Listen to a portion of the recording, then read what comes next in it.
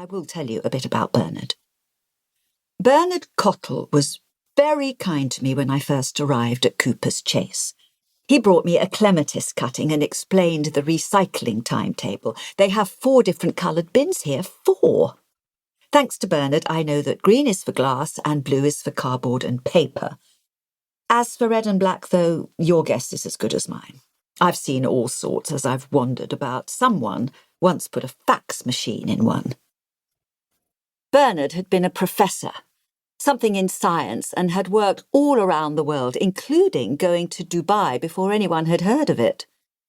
True to form, he was wearing a suit and tie to lunch, but was, nevertheless, reading the Daily Express.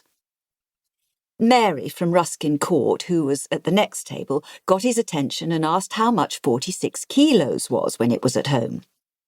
Bernard nodded and called over to Elizabeth. 7 stone 3 and a bit.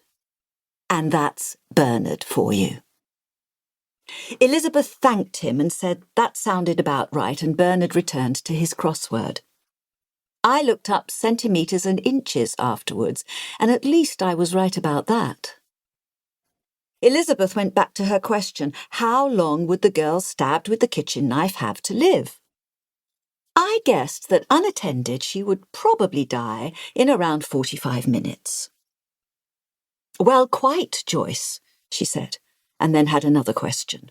What if the girl had had medical assistance? Not a doctor, but someone who could patch up a wound, someone who'd been in the army, perhaps, someone like that. I have seen a lot of stab wounds in my time. My job wasn't all sprained ankles, so I said then, well, she wouldn't die at all, which she wouldn't. It wouldn't have been fun for her, but it would have been easy to patch up. Elizabeth was nodding away and said that was precisely what she had told Ibrahim, although I didn't know Ibrahim at that time. As I say, this was a couple of months ago. It hadn't seemed at all right to Elizabeth, and her view was that the boyfriend had killed her. I know this is still often the case. You read about it. I think before I moved in, I might have found this whole conversation unusual, but it is pretty par for the course once you get to know everyone here. Last week, I met the man who invented mint choc chip ice cream, or so he tells it. I don't really have any way of checking. I was glad to have helped Elizabeth in my small way, so decided I might ask a favour. I asked if there was any way I could take a look at the picture of the corpse, just out of professional interest. Elizabeth beamed, the way people around here beam when you ask to look at pictures of their grandchildren graduating. She slipped an A4 photocopy out of her folder, laid it face down in front of me, and told me to keep it, as they all had copies.